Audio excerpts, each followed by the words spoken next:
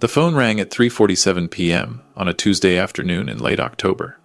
I was sitting at my kitchen table in my small apartment in East Vancouver, marking essays from my grade 10 English class. The rain hammered against the window, typical for this time of year on the West Coast. I almost didn't answer. Unknown number. Probably a telemarketer or someone trying to sell me extended warranty on a car I didn't own. But something made me pick up. "Is this Robert Brennan speaking?" The voice was professional, formal. A woman's voice with that particular tone lawyers develop after years of delivering news, both good and bad. "Yes, this is Robert." "Mr. Brennan, my name is Margaret Chen. I'm a senior partner at Chen and Associates in Toronto. I'm handling the estate of George Brennan. My father—" The room seemed to tilt slightly. Dad had passed away 3 weeks ago.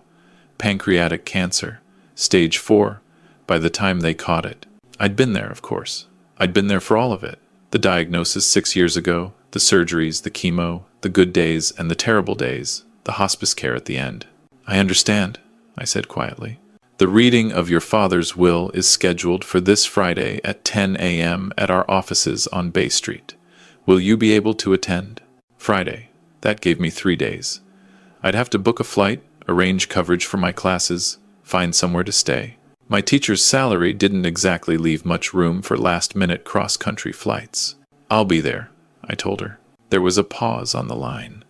"Mr. Brennan, I should mention that your brother Michael has already confirmed his attendance." Of course he had. Michael, who lived in a penthouse condo in Yorkville. Michael, who ran his own investment firm. Michael, who'd visited Dad exactly 4 times in 6 years. 4 times. I'd counted. "I'll see you Friday, Miss Chen."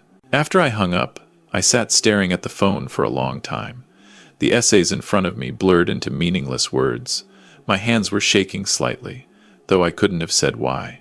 I hadn't expected anything from Dad's estate. That's not why I'd spent 6 years driving across the city 3 times a week, sitting with him through chemo appointments, helping him to the bathroom when he was too weak to walk alone, listening to his stories about building his real estate empire from nothing, holding his hand when the pain got so bad he couldn't speak. Michael had made it clear what he thought about my choices.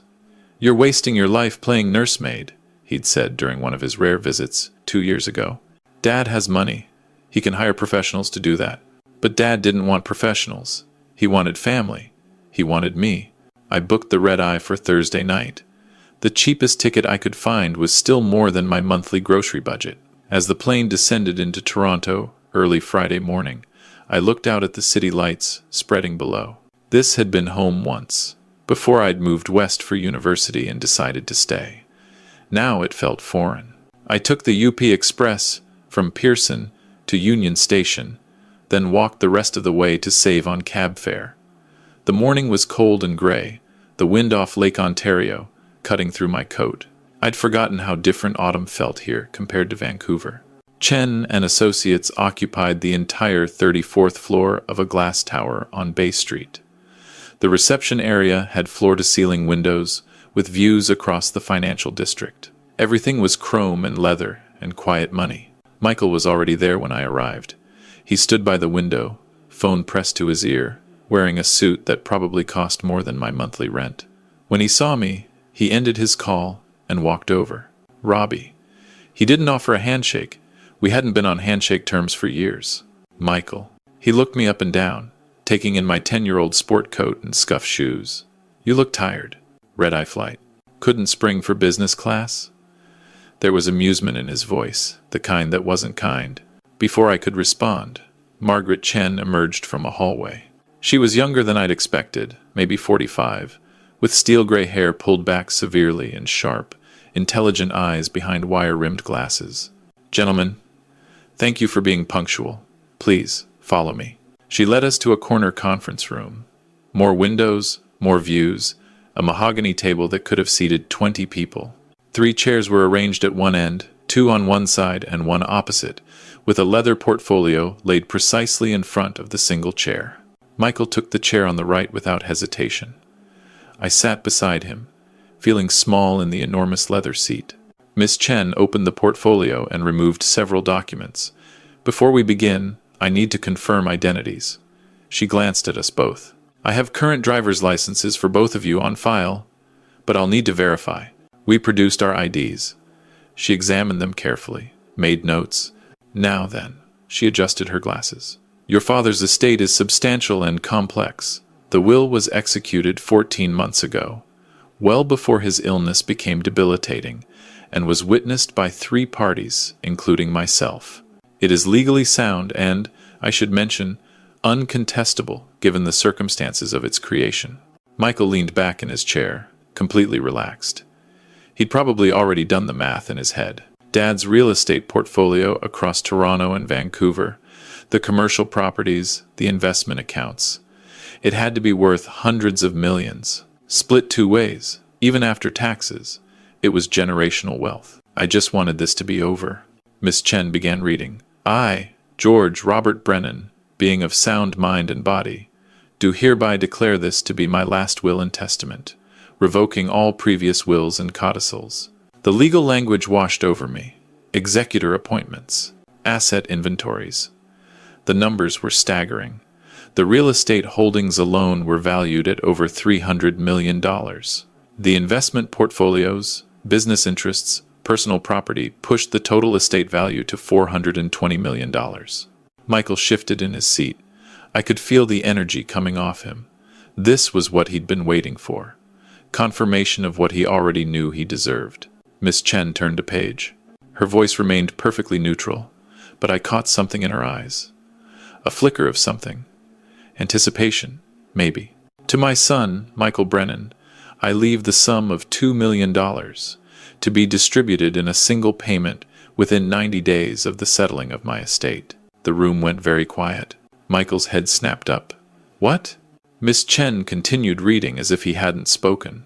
I leave this amount to Michael with the hope that he will use it wisely, though I hold no illusions that it will change who he has chosen to become. A man who could not spare time to visit his dying father is unlikely to suddenly discover compassion. Michael's face had gone white, then red. This is... Please let me finish, Mr. Brennan. Miss Chen's voice was sharp now. She looked down at the will again. To my son, Robert Brennan, I leave the remainder of my estate in its entirety. This includes all real property, investment accounts, business holdings, personal property, and any other assets not specifically mentioned elsewhere in this document. I couldn't breathe. The words didn't make sense. They couldn't make sense. Robert is to assume full ownership and control of all holdings immediately upon the settling of the estate. I name him sole executor with full authority to manage, sell, or distribute assets as he sees fit. Michael exploded out of his chair. This is insane. He can't do this. Miss Chen's expression didn't change. I assure you, Mr. Brennan, your father could and did do exactly this. The will is legally binding and, as I mentioned, uncontestable. Uncontestable? Michael's voice was rising. He left me $2 million. $2 million out of $400 million. That's less than 0.5%. That is correct. And he left everything to him? Michael jabbed a finger at me. To the English teacher who makes $40,000 a year? Who lives in a basement apartment? Who has no idea how to manage money? I found my voice. It came out rough. Michael. Shut up, Robbie. He was pacing now, his expensive shoes squeaking on the polished floor. This is your doing, isn't it? You poisoned his mind, spent 6 years whispering in his ear, convincing him I didn't care, that you were the good son. That's not. You were always so perfect, weren't you? Saint Robbie, the martyr, gave up everything to wipe Dad's ass and feed him soup. Well, congratulations. You really committed to the long con. The words hit like physical blows. I stood up, my chair scraping back. I didn't know about any of this. Right. Sure. Miss Chen's voice cut through the tension. Gentlemen, there's more. Michael stopped pacing. More? She picked up another page. Your father included a letter. He asked that I read it after the distribution terms. She cleared her throat. To my sons. Michael, I know you will be angry. You have always believed that success is measured in dollars, that love can be purchased with expensive gifts delivered by assistants, That presence means showing up 4 times in 6 years with a bottle of expensive scotch and stories about your latest acquisition. Michael's jaw clenched. You are my son, and I love you. But you have chosen money over family at every turn. You chose not to visit when the chemo made me too weak to get out of bed. You chose not to call when the doctors said I had 6 months. You chose a business meeting in New York over sitting with me on my last birthday. The letter continued. Miss Chen's voice remained steady, but the words cut deep. Robert, on the other hand, chose differently. He put his life on hold. He took unpaid leave from his teaching position. He moved into my house for the final 8 months so I wouldn't die alone. He learned to change my IVs when the nurses weren't there. He read to me when I couldn't focus my eyes anymore. He held my hand when I was afraid. I could feel tears burning behind my eyes. Michael, I am leaving you $2 million because you are my son. But I am leaving everything else to Robert because he was there when money meant nothing and presence meant everything. He gave me something you never could, his time, his care, his love without expectation of return. The room was silent, except for the faint hum of the ventilation system. This is not about punishment, Michael. This is about recognition. Robert sacrificed years of his life for me. He deserves to be secure, to be free from financial worry, to have the opportunity to make choices based on what he loves rather than what he can afford. I hope you will understand someday. If you cannot, well, that tells me I made the right decision. Miss Chen set the letter down. That concludes the reading. I have additional documents for both of you to sign. Mr. Robert Brennan will need to schedule several meetings to discuss the estate management. The portfolio is complex and will require— Michael's voice was cold. I'll contest this. I don't care what you said about it being uncontestable. There are ways. I'll find lawyers who— You're welcome to try, Miss Chen said. But I should inform you that your father anticipated this. He had full psychiatric evaluations performed when he drafted the will. 3 separate doctors certified his mental competency. There's video documentation of the signing. And there's this. She produced a tablet, tapped the screen, and turned it toward us. Dad's face appeared, thinner than I remembered, but alert, clear-eyed. This must have been filmed over a year ago, before the cancer really took hold. Michael, if you're watching this, it means you're considering a legal challenge. Dad's voice was weak but firm. Don't. You'll lose. More importantly, you'll prove everything I said about you is true. I'm giving you $2 million. That's more than most people see in a lifetime. Use it to build something meaningful. Or don't. That's always been your choice. The video ended. Michael stared at the blank screen for a long moment. Then he grabbed his coat from the back of his chair. This isn't over. He walked out without looking at me. The door clicked shut behind him. I sat back down slowly. My legs felt weak. Miss Chen began organizing papers. I've seen many difficult estate distributions, Mr. Brennan. This one is unusual only in how clearly your father thought it through. He knew exactly what would happen. I didn't want this, I said quietly. I know. Your father knew that too. He mentioned it specifically when we drafted the will. He said, Robert will think this is too much. He'll feel guilty. Tell him I didn't do this to punish Michael. I did it to free Robert. She slid a document across the table. This is a summary of the estate assets. Take your time reviewing it. We have accountants, property managers, investment advisors all ready to brief you. You don't have to understand everything today. I looked down at the pages. Properties in Toronto, Vancouver, Calgary, Montreal. Commercial buildings, residential developments. Investment accounts with numbers that didn't seem real. Companies I'd never heard of. Miss Chen, I teach English to 10th graders. I don't know how to manage any of this. No one expects you to do it alone. That's what we're here for. But Mr. Brennan, Robert, your father believed in your judgment. He believed you'd use this wealth to do something good. He talked about that a lot in our meetings. What did he say? She smiled slightly. He said you were the only person he knew who'd inherited money and worry about the responsibility rather than the spending. I drove the rental car to the house that night. Dad's house. My house now, I supposed. It sat on a quiet street in Forest Hill, a neighborhood where even the modest homes cost millions. This one wasn't modest. 3 stories of red brick and white trim, with a garden that Dad had loved tending before he got too sick. The key was where Miss Chen said it would be. Inside, everything was exactly as I remembered. The living room where Dad and I had watched hockey games. The kitchen where I'd learned to make his favorite soup when eating became difficult. The bedroom upstairs, where I'd set up the hospital bed, where he died on a Tuesday morning while I held his hand and told him it was okay to let go. I found myself in his study, the desk where he'd built his empire, one property deal at a time. Started with nothing, he always said, a truck and a willingness to work harder than anyone else. There was a file folder on the desk with my name on it. Inside, a handwritten letter. Dad's handwriting, shakier than it used to be, but still recognizable. Robert, if you're reading this, I'm gone. I'm sorry I left you with such a mess to sort out. Not the money's easy compared to everything else. I'm sorry I left you to deal with Michael's anger. I'm sorry I put this weight on your shoulders. But son, I'm not sorry I chose you. You gave me 6 years I should have spent alone. You showed me what it means to be loved, not for what I had, but for who I was. At the end, when everything else fell away, you were there. That's worth more than $400 million. That's worth everything. Use this wealth however you want. Build something. Give it away. I don't care. Just know that you earned it in ways that have nothing to do with money. With love, Dad. I sat at his desk and cried for the first time since he died. The next few days were a blur of meetings. Accountants explaining investment portfolios, property managers discussing the Vancouver holdings, lawyers handling the estate paperwork.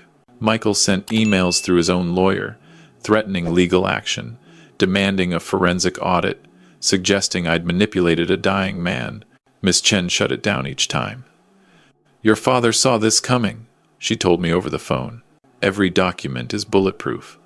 Mr. Michael Brennan has no legal standing. But the emails hurt anyway. They weren't really about the money, I realized. They were about Michael finally confronting the fact that all his success, all his wealth, all his deals and acquisitions and corner office accomplishments hadn't mattered to the one person whose approval he'd never stopped seeking. A week after the reading, I was back in Vancouver, standing in my little apartment. It looked smaller somehow.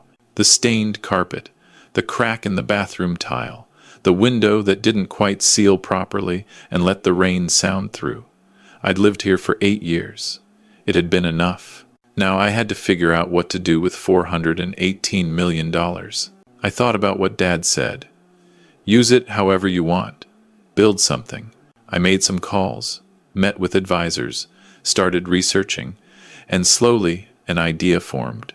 There were thousands of family caregivers across Canada, people who put their lives on hold to care for aging parents, sick spouses, disabled children. They sacrificed careers, savings, relationships. They provided billions of dollars worth of unpaid care, holding the healthcare system together through sheer love and exhaustion. And most of them struggled financially, constantly choosing between their own needs and their loved ones. I could help them. 3 months later, I established the George Brennan Foundation. Its mission, providing financial support, respite care, and resources to family caregivers across Canada. The endowment was $200 million. It would fund grants, emergency assistance, caregiver support programs, research into better care practices. I kept enough to be comfortable, to never worry about money again, set up trust funds for future nieces and nephews I might never meet, put $50 million aside for Michael's children if he ever had them, donated significant amounts to pancreatic cancer research and hospice care programs. The rest went to the foundation. The launch made national news. Teacher inherits $400M fortune, gives half to caregivers. Read the Globe and Mail headline. CBC did a feature. The story went viral on social media. Michael sent one final email. No threats this time. Just 3 words. You always won. But he was wrong. This wasn't about winning. It never had been. 6 months later, I stood in the Vancouver Convention Center for the Foundation's first annual gala. We'd already distributed over $8 million in grants. Families were getting help, caregivers were getting breaks. People were sharing their stories. A woman approached me during the reception. She was in her 50s, tired looking but smiling. "Mr. Brennan, I wanted to thank you. Your foundation gave my family a grant last month. I've been caring for my mother, she has ALS, and I had to quit my job. We were drowning. Your grant paid for a home care nurse 3 times a week. It gave me my life back." She hugged me, this stranger. And I thought about Dad, about those 6 years, about the choice to be there even when it was hard, even when it cost me. "It's what my father would have wanted," I told her. And it was true. Michael never did file a legal challenge. He took his $2 million and, from what I heard through mutual acquaintances, invested it in some tech startup that went bankrupt within a year. Last I heard, he'd taken a job at another investment firm, not running it, just working there. I went back to teaching. Kept my same little apartment for another year before finally buying a modest condo in Kitsilano. Kept driving the same 12-year-old Honda. The foundation had a board and staff to run the day-to-day operations. I served as board chair, attended meetings, made decisions about major grants. But mostly, I let the experts do their work. In my classroom, my students had no idea their English teacher was worth hundreds of millions of dollars. They just knew I was Mr. Brennan, the guy who got excited about Shakespeare and made them write personal essays and sometimes brought homemade cookies on Fridays. That was enough. On the anniversary of Dad's death, I flew to Toronto and visited his grave. The headstone was simple: George Robert Brennan, beloved father, builder, friend. I told him about the foundation, about the families we'd helped, about the woman at the gala who'd hugged me, about the research grants funding new hospice care models, about the caregiver support groups meeting in community centers across the country. "I hope you're proud," I said to the stone. "I'm trying to do what you would have done. Use the money to build something good." The wind rustled through the trees. A few leaves drifted down, brown and gold. October in Toronto, just like when I'd gotten that phone call a year ago. I thought about Michael. Maybe one day he'd understand. Maybe one day he'd realize that Dad's choice wasn't about the money. It was about recognizing what mattered: time, presence, love given freely without keeping score. Or maybe he wouldn't. That was his choice to make. I stood there for a long time, remembering. The good days when Dad was strong enough to walk in the garden. The hard days when the pain was unbearable. The last day when I'd held his hand and told him I loved him and watched the monitor flatline. "Thank you," I whispered, "for trusting me, for seeing me, for teaching me that real wealth has nothing to do with money." I left a stone on the grave, the way you're supposed to. A sign that someone had been there, someone remembered. Then I walked back to the rental car and drove to the airport, back to Vancouver, back to my life, back to my classroom where Monday morning I'd teach 30 teenagers about the symbolism in To Kill a Mockingbird and why compassion matters more than any dollar amount. Dad was right.